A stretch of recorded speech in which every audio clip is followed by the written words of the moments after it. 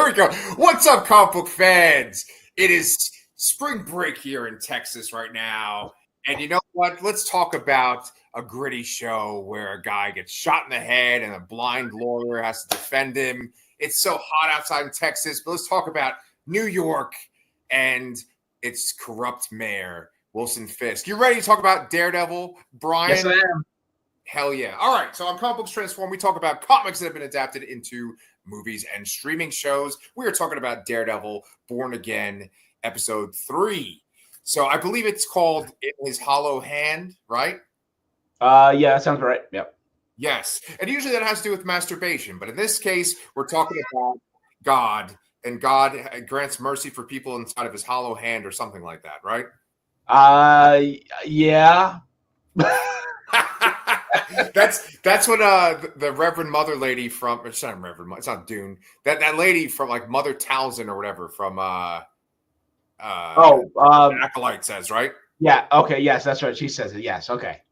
That little fact that you told me last episode has made me not like that character as much. It's the fact that she's like, I don't mind her so far. I think she's doing a good job so far. No, she is. Everybody in the show is actually really great. The acting is fantastic on the show. Yeah, I don't have any problems with anybody so far. So yeah, I think too. I think I realized this watching this episode that annoying Staten Island loving kid from the first episode that's like an intern or whatever the fuck he is. Daniel Blake, I think that's Tony Soprano's son.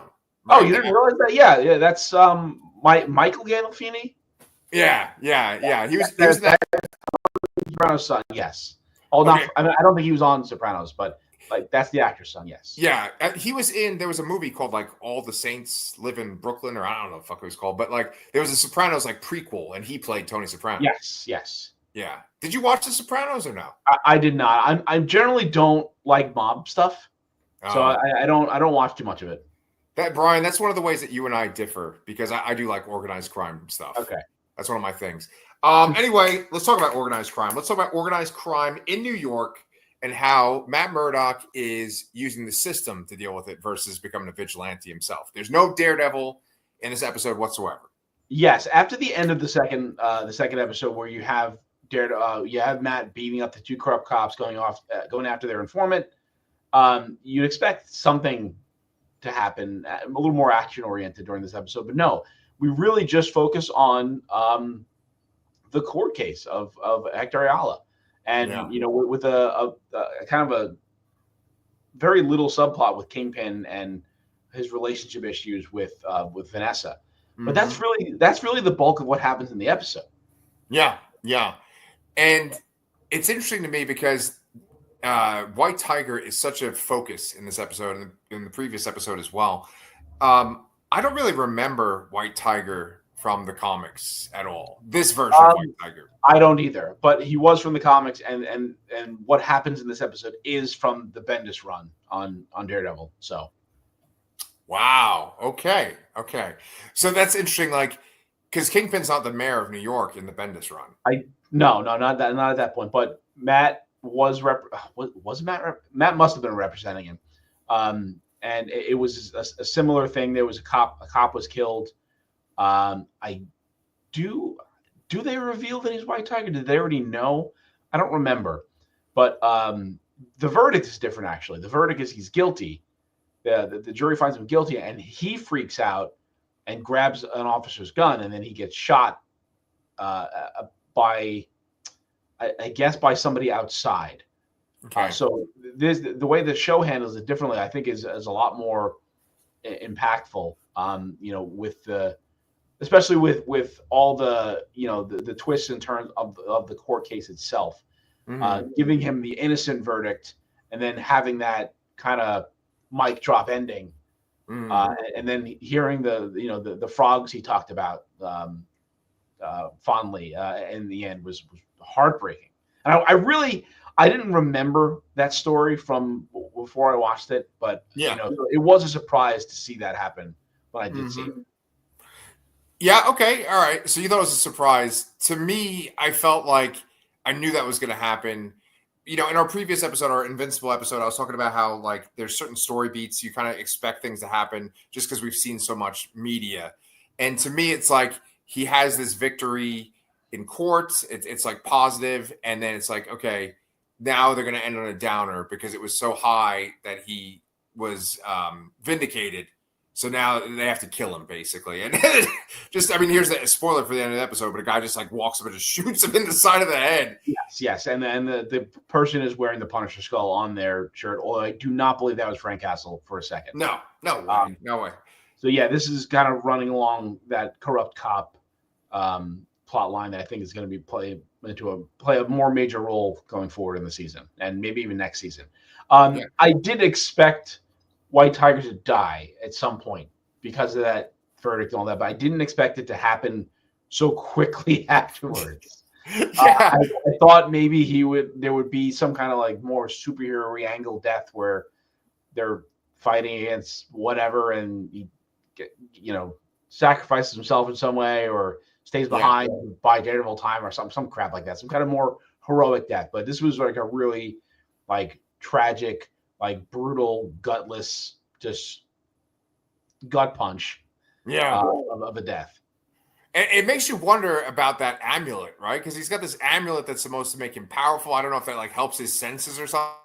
It's like literally just walks up right next to him, puts the gun to his head, and shoots him, Yeah. It's funny too that they, because one of the things that happens during the trial is that even though Matt said he wasn't going to bring it up, he wanted to strike it from the record. He does eventually have to use the fact that he's White Tiger in the defense of in the case, and he just mentions like that there's an existence of a mystical amulet. Everyone's like, okay, sure, right. Yeah, the MCU. It's funny because there's like the MCU on TV or Disney Plus, and then there's the MCU in theaters. And I think the MCU on Disney Plus is much more like, dude, anything goes. Like there's weird shit happening all the time. And people are just used to it, Yeah, no, it makes sense for the world, but I still am having a hard time seeing this as part of the MCU. Maybe it is just the difference between TV and movies. Yeah. But it definitely like feels a part of the whole. I agree. It's funny because like the connective tissue is really Kingpin, right? Because Kingpin was in Echo, he was in Hawkeye, so he's really the main connective tissue to this other MCU stuff. And Matt, but still, that's all TV stuff though. Like, I'm talking about the difference between TV show and movie. Like, there's just a different feel. With, the film and how they shoot things and the the budgets and all that. Obviously, you're not going to see nearly as much CG in the TV show as you would in a movie, but there's like a feeling that anything in New York in a movie feels different than how New York feels in this TV show. Totally, I mean, it's understandable on a level, but like it still seems to be a strong distinction to me. Yeah, I get what you're saying. I don't think it's as like separate feeling as like Agents of S.H.I.E.L.D. or the Marvel Netflix shows, but it's still like that. Yeah. Well, definitely not Agents of S.H.I.E.L.D. because that was a whole different universe. Yeah. Oh, and now it doesn't even count. So. Right. So I'm just trying to think, like, because you're right. It does mainly focus on the court trial. There's not a lot of Kingpin. There's no Daredevil whatsoever. The main focus of this episode is the idea of like a person having to be a hero because it's like they consider it the right thing to do, which is like a line that gets repeated 3 times in a row in this one scene. And it's this trial of the White Tiger, but it's really they're talking about Daredevil too. Yeah, and it's very interesting, an interesting turn for Matt to take as a lawyer, being that he's really the same kind of thing. He's a vigilante, and I'm sure he doesn't want his identity out there, known to anybody. It was a weird, unexpected thing to see, based on the fact that the mayor ran on a platform of being anti-vigilante. It's like doesn't he kind of realize that with all the lengths he goes through to get that witness there, those corrupt cops, they were going to kill that witness. Yes. Like 100%. That was their goal, is to kill the witness. Right. And they didn't even need to, because they just intimidated the fuck out of him on the stand. Yeah, but, right. But going to those lengths with that, knowing that there's a mayor that's anti-vigilante, why would he out him as a vigilante? I know. Like, what does he think is going to happen? I know. And it's not fair, too, because, like, he has his own secret identity. He's revealing this guy's secret identity. Yeah. Like, he didn't even ask him about it. Yeah. Yeah. What a dick. Well, what's interesting, I think, about this season is that there's like two types of cops, right? There's the cops that are in line with the commissioner that didn't want anything to do with Fisk. And then there are these like corrupt cops that all kind of wear the Punisher symbol. And we see a lot of them in this episode, like the one that Matt beat up last episode. And they do this thing where the cops, you cut to all the cops in the audience in the courtroom, and a lot of them are kind of nodding their heads and agreeing, like, yeah, White Tiger's a good guy. Like, there are cops that really do support the vigilantes, the superheroes. And then I guess there's just these corrupt cops. But I watched this episode with my mom too. I'm just this guy who just hangs out with his mom and watches comic book shows. But she was saying to me, she was like, I thought you said the Kingpin was trying to be a good guy, that like he changed in Echo. Like, why would he, try to kill this man? Why would he do these kind of corrupt things? And I think that's kind of a hard thing to respond to. I'm like, I don't really have a good answer for that. Yeah, well, I mean, they haven't really made a connection between Kingpin and these corrupt cops yet, but I mean, it's likely that probably is the case. Mm-hmm. They haven't outright said what Kingpin's deal is in this show. Mm-hmm. He said he has bigger plans, and he says that they're distancing themselves from the crime aspect. I don't know. I mean, maybe the bigger plan is to just get rid of vigilantes to make life easier as a criminal. I mean, I guess, but that doesn't seem as grand as the show deserves, I guess. Yeah, because it's different from the comics. He doesn't become the mayor because he sort of has this, I don't know, metaphysical moment where his mind changes because of Echo. I mean, Echo doesn't even have those powers in the comics either. Yeah. And so this episode has stuff that contradicts even what you were just saying, because it has, the people that used to work with Kingpin, he basically tries to like buy them out so that they don't have this big power vacuum and try to fight with each other. And some of them take the buyout, and then others don't. And so to me, it's like that kind of shows that he is trying to go legit. But it's like, well, I mean, it's not a buyout because he's not telling them to stop. It was retribution. So it was like one gang had to like give another gang money because they encroached on their territory or their own operation or something like that. That was the scene in the beginning with the truck being ambushed. Yeah.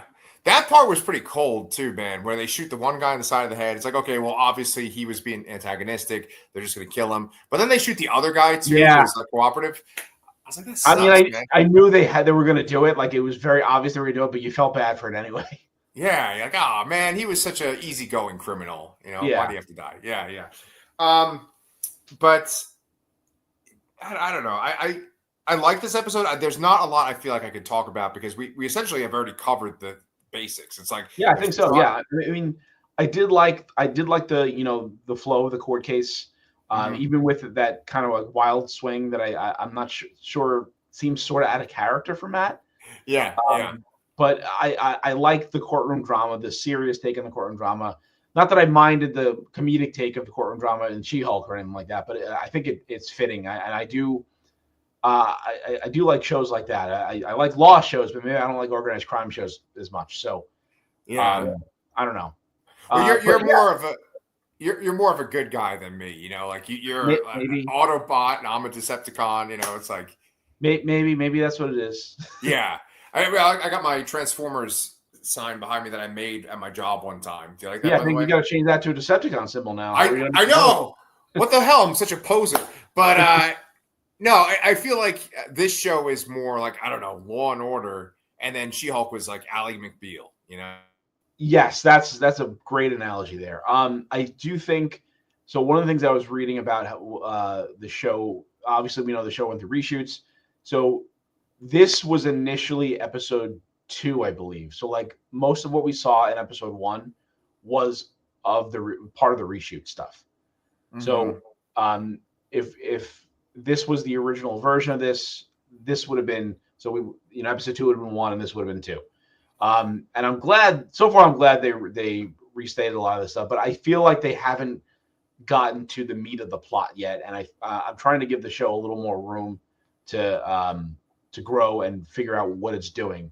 Even though we're in episode 3 there, but a lot of the footage here was shot intending it to be earlier on, slightly earlier on. Okay, well, that actually changes my perspective on this show, because I feel like, Jesus, if you didn't have that fucking bullseye fight in the beginning of this show, that's what drew me in, was that bullseye fight. Yeah, I think the villain we're gonna get, is it Muse? Is that what the name is? Muse is gonna show up. Yeah, I think that's gonna be a bigger part of the remainder of the season. I think Kingpin is gonna kind of stay in the background more, and I think that's gonna come more to the front in season 2. Yeah, I agree with you. There's definitely going to be that like Kingpin snapping moment where he's like, "Oh, I'm bad," Yeah. Or the way he says, he's like, "Oh, I think I'm a bad man again," like say something like that. Yeah. Really Kingpin. Thank you. I'm a fat, little middle-aged white dude. So there's your next Halloween costume. There you go. Just gonna shave all this red. This is what you do. Shave half your head, so like half is Kingpin and then half is Matt Murdock with the beard and the red hair. Oh, perfect. I'll wear half a pair of glasses and hopefully they'll fall off my face. Yes. People will be like, this is a really weird fucking looking man. But but that was reminding me of something too I wanted to say. Because there's shit. Oh, Muse. I'm glad that you brought up Muse. Because they did have this one sequence where Matt's girlfriend in the previous episode, she was at a book signing, right? And they had 2 guys go up to her to sign the book, and both interactions were awkward. I think one of those is Muse. I'm pretty sure it's like the young kid who's like, "Do you have appointments?" Or like he really wanted to like work with her. Yes, and then the other one was the guy that works for Kingpin. Yeah. So I think that one of those is Muse. I'm leaning towards the kid because otherwise it's like, why would they show him? But it might be the guy because it's like less obvious, I don't know. I mean, if I'm gonna go for it here, I'm honestly gonna say that Muse is gonna be Foggy. I'm just going for it. Oh, I'm saying that Foggy didn't die, even though Matt seemingly heard his heart stop. Somebody I read somewhere that the addresses on the building outside, the address next to the building where the bar was 486, which I think corresponds to an issue where I think Foggy has somebody fakes Foggy's death. I was talking about that in our first review, right? Where he like dies in prison. Yeah. Okay, that makes sense. Okay. Something like that, yeah. Well, okay, so that brings up an interesting little talking point too, right? Because the showrunner was saying, "Oh, we can't have this show without Foggy and Karen Page," right? And he says that he was willing to like lose the job. And he was the second showrunner of the show. He's like, we have to have them. And Marvel basically played ball. But, I think it's so weird to have Vincent D'Onofrio, have Charlie Cox in these roles and then not have the other 2 characters be main characters on the show. I think it's just weird. Yeah, I think this feels like a soft reboot. Yeah. So it's like kind of like things sort of, and this is how I view any kind of comic relaunch. It's a soft relaunch where, the things sort of happen maybe, but maybe they sort of didn't. Right. And you kind of just take what you need and you leave everything else behind. But I do think you're right. Like they can't just forget those characters existed. Yeah.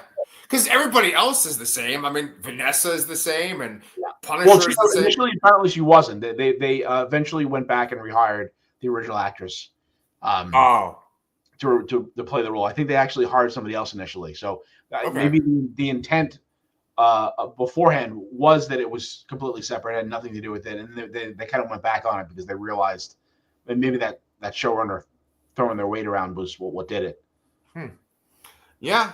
Well, I mean, but then other people are saying like the Punisher is going to be the same when he shows up, and yeah, that was supposed to be like that was mentioned early on that the Punisher would be back. It would be, forgot his name, Jason Derulo. Oh, Joe Bernthal. Yeah, he's gonna fall down the stairs and shoot people. Have you ever seen that picture of Jason Derulo falling down the stairs at like the Met? No, I don't think so. It was at like one of those big fashion galas. Falls down the stairs, but it's almost like feet Slow in the motion. air. Yeah. It's crazy. You have to look that shit up later. That's funny. Yeah. So I think the three of them were all supposed to come back, and then it was not mentioned really about anything about anybody else until much later on after the reshoots. So yeah. So I guess my last question, and of course, if you have more to say about this show, my last question is: do you like this show? Like, are you happy that this is on? Do you like what they're doing with this character, with this show? Yes, I do like it. I'm happy for it. I think I might have had higher hopes for it coming into it, and they have not been reached yet. But I'm still happy with it. It does feel kind of MCU TV showy. Yep.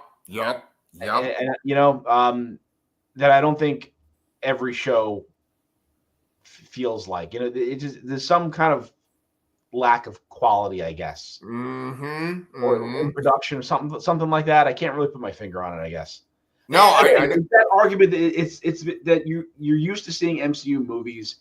They have a look, they have a cinematic look to them, and this is not that same look. And and I think I want it to be, Yeah. And it's not just like the visual aesthetic or the special effects. It's also like the lines and the line delivery and stuff. Because I find with these MCU shows, they awkwardly say things to kind of tie it into the MCU, and it always feels forced. It always feels almost like an 80-yard line. I always think of I think it was Daredevil, where they're talking, or no, it was Agents of S.H.I.E.L.D., I think, where they say, "Oh, the big green guy," and it's like, just fucking say Hulk. Yeah. The Spider-Man reference in the first episode or the second episode, whatever it was. Yeah. The Spider guy. They didn't say Spider-Man.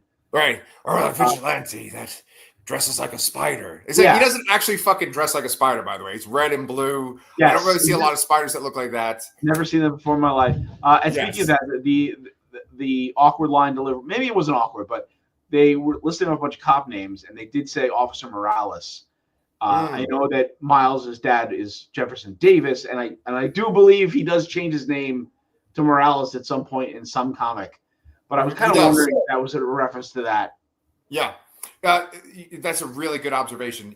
I actually just read the comic where he changed it to Morales. Oh, nice. Awesome. It's in Saladin Ahmed's Miles Morales run, and I just read it.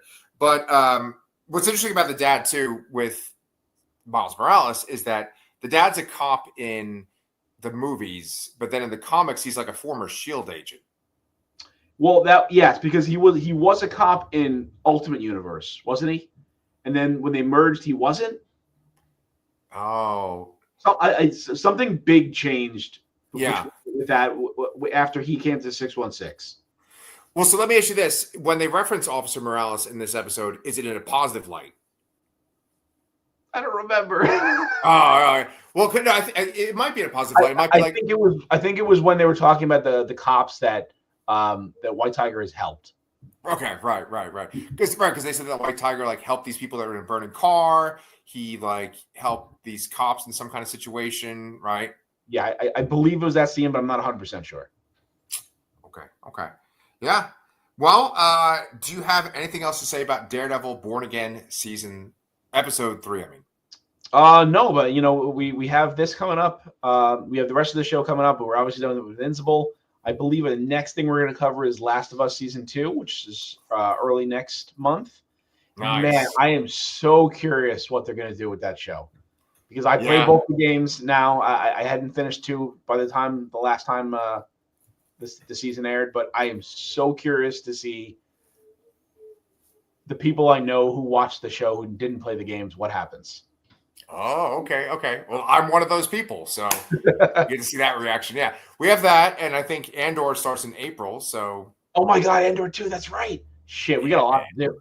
Yeah, man. Yeah. So if you guys like us talking about this kind of stuff, please subscribe to our channel. We could always use some more subscribers. Leave some comments too, just to tell us what you think about any of the things that we review.